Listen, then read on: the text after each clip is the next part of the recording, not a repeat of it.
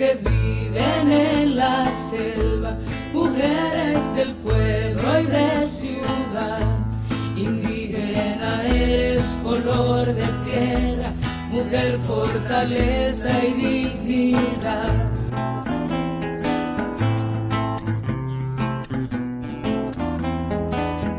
Las que amarran sus verdades con pala. Bienvenidas y bienvenidos. Esto es Maestra Vida, un programa en el que las periferias tienen la palabra y la vida está haciendo noticia. Yo soy Norma Lucía. Yo soy Carlos, el hombre invitado a este programa donde la cotidianidad es política y las diversidades hacen su show. Y yo soy Lina y les recuerdo que este programa llega a ustedes gracias a la cofinanciación del Fondo para el Desarrollo de la Televisión Pública de la Autoridad Nacional de Televisión y Telepacífico.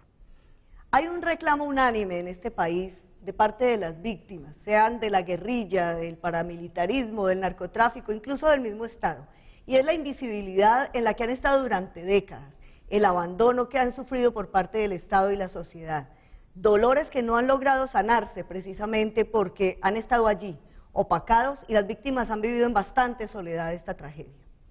Y también la historia de las víctimas en Colombia es la historia de la supervivencia, y la supervivencia de múltiples violencias.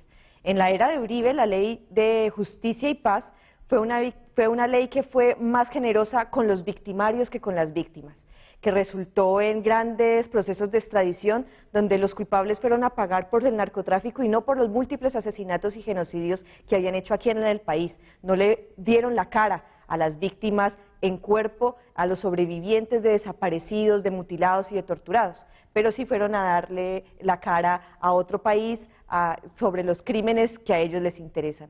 Entonces también nosotras nos preguntamos, ahorita en esta nueva era, ¿qué nos puede aportar una ley de víctimas que sí está de cara a las personas que han sufrido la violencia y que de alguna manera puede estar dibujando una posibilidad de reparación? Bueno, y entonces para empezar vamos a ver a María Eugenia Morales, de la Unidad de Víctimas, que nos va a presentar la Ley de Víctimas con las potencialidades y posibilidades que tiene, una mirada de las posibilidades de la Ley de Víctimas. Veámoslo.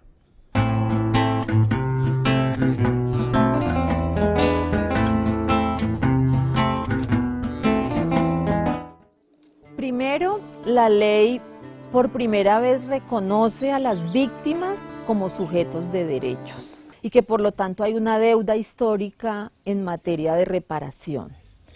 La ley tiene todo lo que son los procesos de reparación individual y de reparación a los sujetos colectivos, que pueden ser o las organizaciones, las comunidades o las comunidades étnicas, tanto afrocolombianas, negras, palenqueras y raizales, o los indígenas o la comunidad rom. Y también habla específicamente de las organizaciones de mujeres.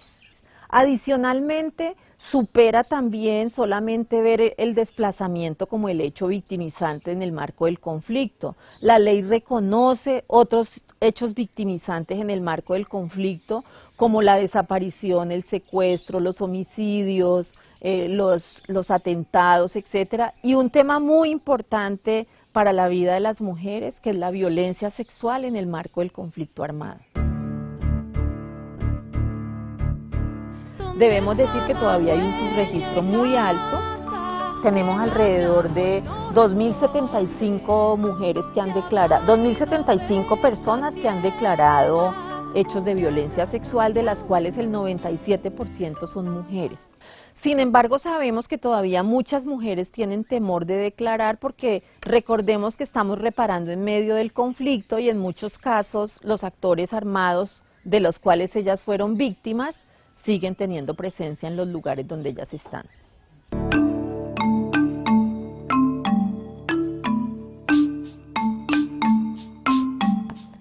La deuda histórica es muy grande y a veces se confunden medidas sociales con medidas de reparación. Entonces muchas de las víctimas pretenden, digamos, y es algo que es normal que pase, que se resuelvan sus necesidades históricas no necesariamente lo que les ocurrió en el marco del conflicto, y por eso se generan a veces conflictos, ¿no? Eso te genera una tensión porque es como todo lo que yo no tenía ahora puedo tal vez resolverlo, y resulta que la ley no va a resolver esas deudas de pobreza histórica porque esa no es la función. La función es reparar el daño causado en el marco del conflicto, y eso debe ser claro porque no le podemos dar esas otras dimensiones. La ley ha creado el protocolo de participación, en donde se conforman mesas de víctimas a nivel municipal, departamental y nacional. Y yo creo que hay un avance muy significativo en el protocolo, y es que mínimo el 50% de la representación en ese espacio son de las mujeres. Eso nos permite renovar liderazgos, fortalecer los liderazgos de las mujeres, la presencia y la representación de las mujeres.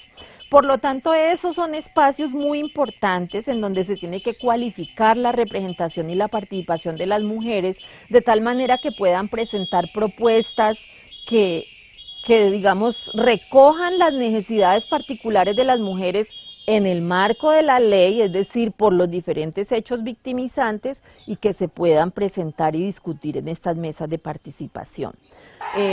Y entonces nos exige conocer, no colgarle lo que no le corresponde a la ley, participar activamente, ser propositivas. A mí me parece que tenemos que superar como que todo es malo, no todo es malo de entrada, no es perfecto, ¿sí?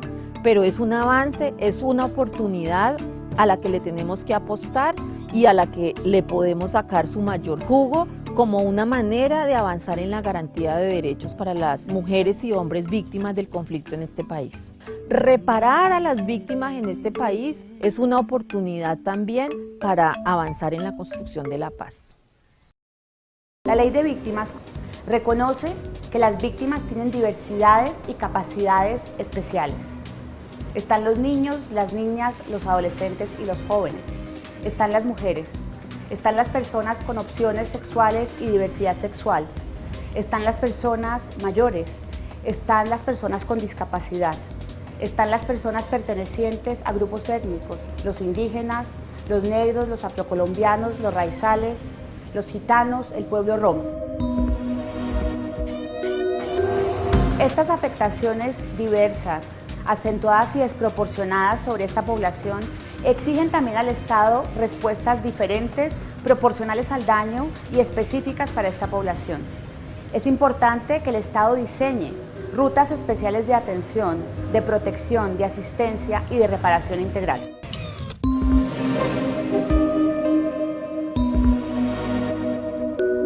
El 51% de las víctimas del conflicto armado son mujeres, en mayor porcentaje por desplazamiento forzado, seguido de homicidios, abandono de tierras, desaparición forzada, entre otros. Por violencia sexual, el subregistro es muy alto, en razón de la falta de denuncia, ya sea por amenazas, estigmatización o temor. Los hechos victimizantes que enfrentan las mujeres son violencia sexual, explotación o abuso sexual, esclavización para ejercer labores domésticas por parte de actores armados ilegales, señalamiento o retaliaciones por relaciones familiares o personales, voluntarias, accidentales o presuntas, con miembros de los grupos armados ilegales o de la fuerza pública, amenazas, persecución o riesgo por su pertenencia a organizaciones sociales, comunitarias o políticas, o por su labor de liderazgo y promoción de derechos humanos, despojo de tierras y otros bienes, discriminación y vulnerabilidad acentuada en mujeres indígenas y afrodescendientes, homicidio o desaparición de miembros de su familia, el reclutamiento forzado de sus hijos e hijas. Esta respuesta a la diversidad, a los enfoques diferenciales por parte del Estado colombiano, garantiza, además del reconocimiento a estas víctimas que han sufrido un impacto desproporcionado en sus vidas, reconocerlas y dignificarlas en sus proyectos de vida diversos. Unidad para la atención y reparación integral a las víctimas.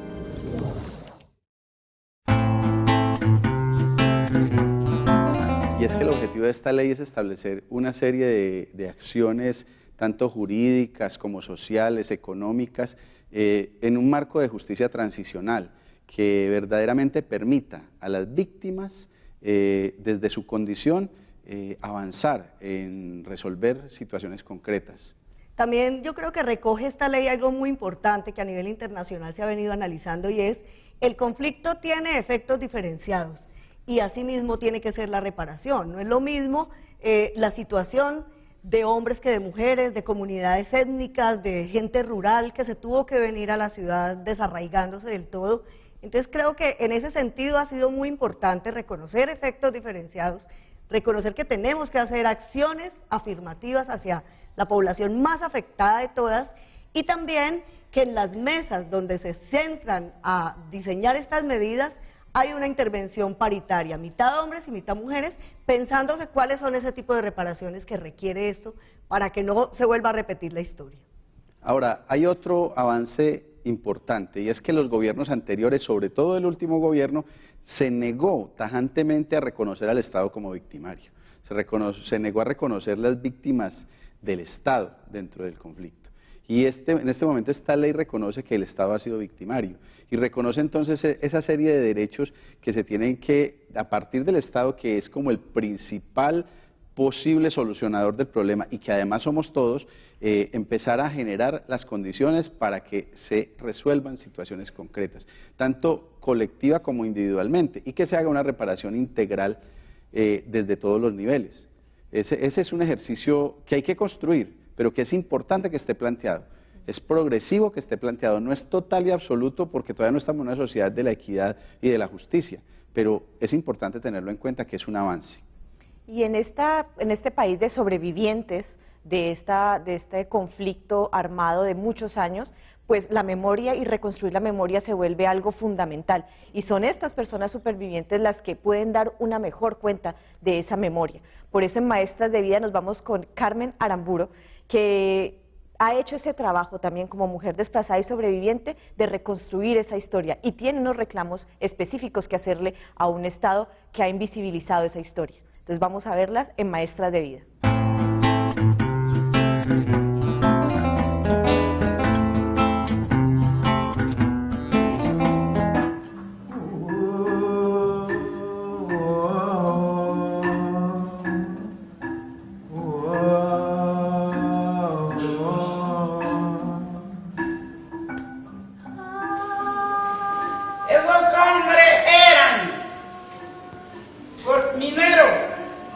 Cortadores de madera, sembraban plátano, yuca. Terminando un culto evangélico, montaron 4 hombres en mi casa y acabaron con la vida de mi familia.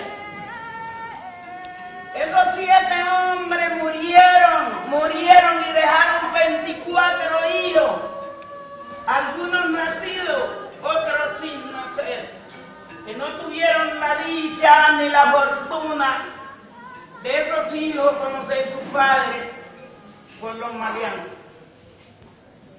Le pido a Dios primeramente que lo que yo pasé en el 2000, ninguna de mis compañeras mujeres, ni un ser viviente en la tierra tenga que vivirlo, porque no es suave esa historia.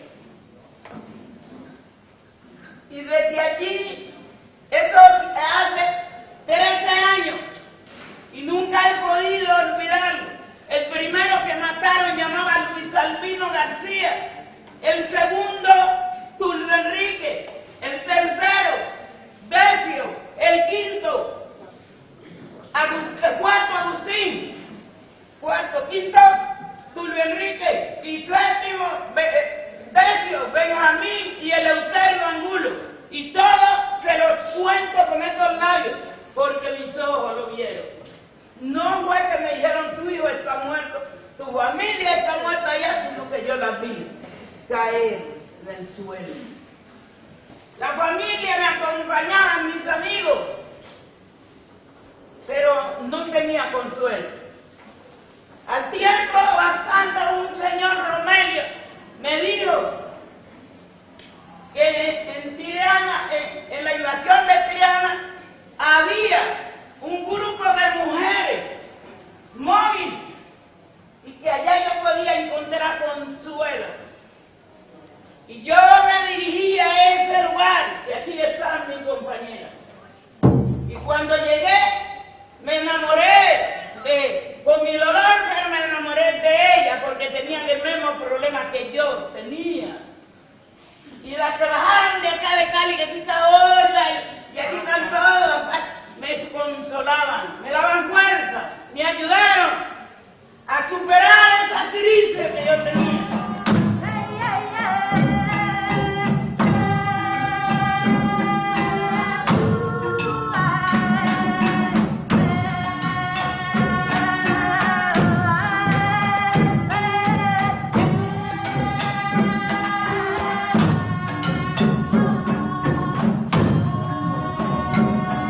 Quiero saber, que me diga por qué me mataron mi hijo, porque mi hijo no era malo yo como madre.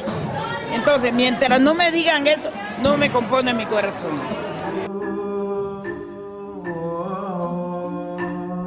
Doña Carmen, como muchas otras maestras de vida en este país, nos pone ante una evidencia muy interesante. El dolor tiene una dimensión política, colectiva, y la reparación es una cosa diferenciada para cada grupo y para cada persona.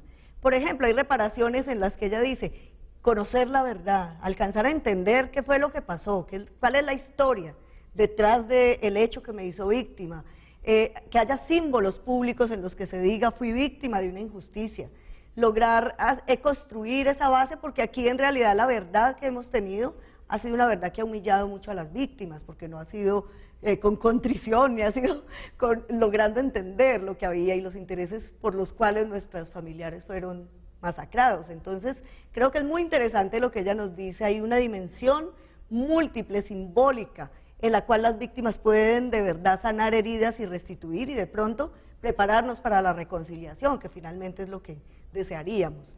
Y a mí me toca en el alma de lo que dijo doña Carmen, algo muy cercano, y es que hace 8 días fue asesinado en Pereira un amigo del alma, otra víctima, Elmer Mejía Obando, un líder comunitario, un líder cultural, un ser humano espectacular.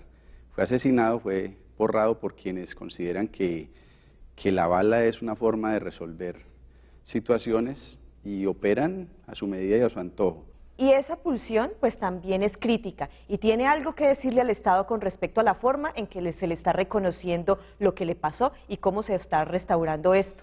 Por eso, en La Vida Haciendo Noticia, las mujeres desplazadas tienen algunas cosas que decir con respecto a la nueva ley de víctimas y restitución de tierras, porque a pesar de que ha sido un avance para lo que venía del gobierno anterior, pues de todas formas está desconociendo muchas facetas y aún tiene mucho que trabajarle. Entonces vamos a ver lo que las mujeres desplazadas de manera organizada tienen que decirle a la nueva ley.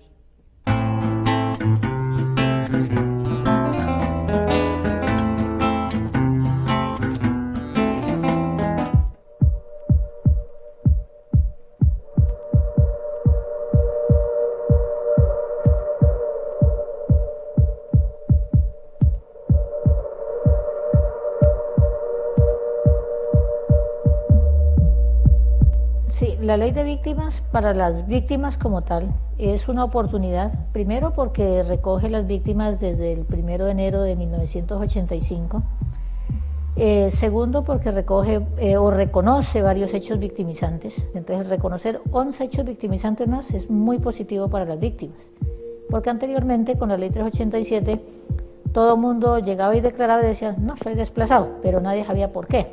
Segundo, que es una ley que está aprobada, es una ley de la República, por lo cual tiene un carácter de obligatorio cumplimiento. Eso es importante en la ley.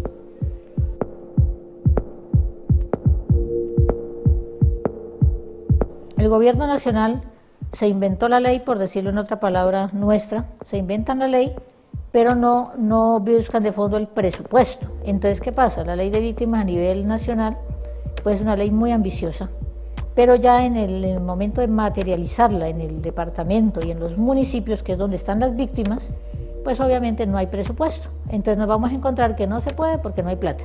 Y eso genera una debilidad institucional y una desesperanza para las víctimas.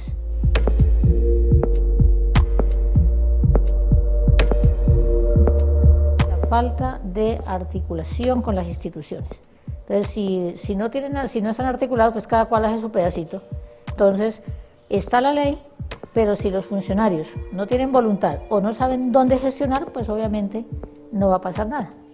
Entonces hay que hacer un rediseño de la política, un rediseño del presupuesto y poder articularlo con mayores garantías en beneficio de las víctimas. Cuando estamos hablando que en el solo delito de desplazamiento forzado hay más de 5 millones de víctimas reconocidas. El gobierno se comprometió que en el primer año de la ley iba a reparar más de 1 millón de víctimas. Entonces la pregunta nuestra, bueno, ¿y dónde está el millón de víctimas reparadas?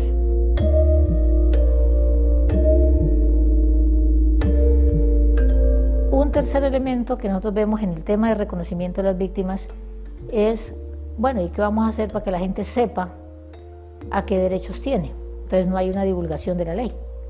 Y ahí se necesita no solo voluntad política, sino articular con las mismas organizaciones, fortalecerlas y fortalecer las instituciones o ONGs que apoyan a las víctimas. Y la otra situación es que para poder de que esto funcione como tal, se deben fortalecer las organizaciones. Si no se fortalecen las organizaciones, pues vamos a tener los mismos vacíos, vamos a tener las mismas desventajas, que mientras el Estado tiene mucha plata para hacer las cosas, las organizaciones estamos sin 5, ¿sí? Y dar unas garantías de participación, pero también unas garantías de seguridad, porque con el tema de la defensa de los derechos de las víctimas, obviamente nosotros como líderes nos volvemos objetivo militar de cualquier actor armado, ¿sí? Independientemente de quién sea. Entonces digamos como es como la situación entre la ley, lo que fue y lo que viene, ¿sí? Que es lo que yo creo pues como víctima en este momento, que sí se puede mejorar si modificamos y logramos articular eso con el Plan Nacional de Desarrollo, pero con mayor presupuesto destinado para las víctimas.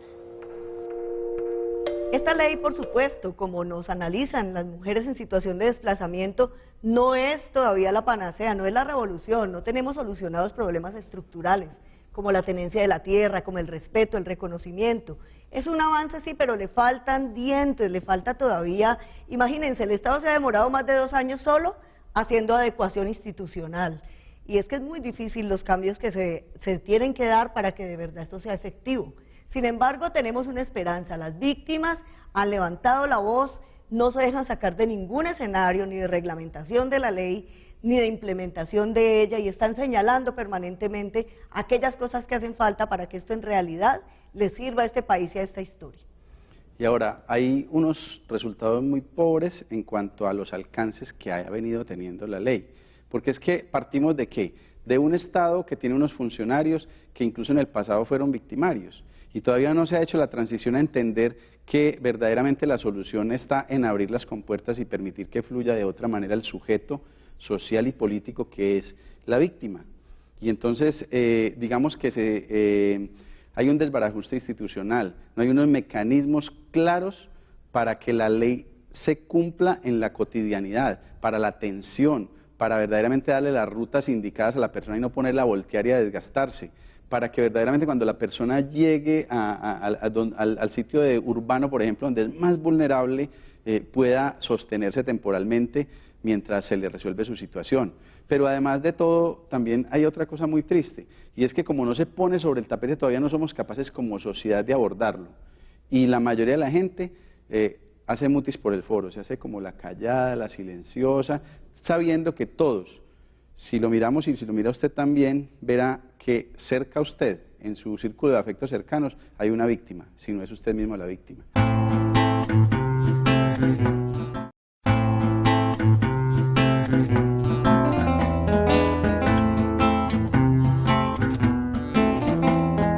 Y nos llega el momento esperado, el del trino de Jovita. Jovita, que es la reina eterna y la que nos da la claridad pues de aquello que es locura y aquello que no, porque a veces tenemos el concepto un poquito trastocado. Entonces, ¿qué nos dice ella de locura? Nos da una definición y dice: hay tanta locura en invisibilizar a las víctimas del país como en creer que esa situación no va a cambiar nunca. Y es que hay una tendencia a pensar uno que es una categoría, que uno ya quedó, una marca eterna como si fuera fuego sobre la piel. Y resulta que es una situación, Es una situación que si bien siempre va a quedar en la memoria y nos va a recordar dolores, también nos da la oportunidad de fortalecernos en ella y nos da la oportunidad de hacer transición, como de hecho muchos la hemos hecho. Muchos hemos visto en la familia como personas muy dolidas y muy acongojadas por grandes tragedias, desde allí se paran y trascienden y van más allá, y eso les permite como enseñanza ser mucho más de lo que ese victimario quería provocar, y no le da la razón al victimario cuando logra trascenderlo, pero si se convierte en víctima eterna le da la razón al victimario porque logra su objetivo. Y creo que este país tiene una oportunidad muy grande ahora que las víctimas están organizadas, han levantado la voz, incluso creo que han fortalecido y refrescado la escena política del país con sus reclamos, con su análisis de la situación.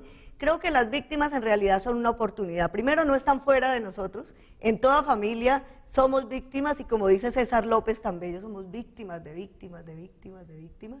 Y además es un momento de la vida en el que la vida se reconvierte, como dice Carlos.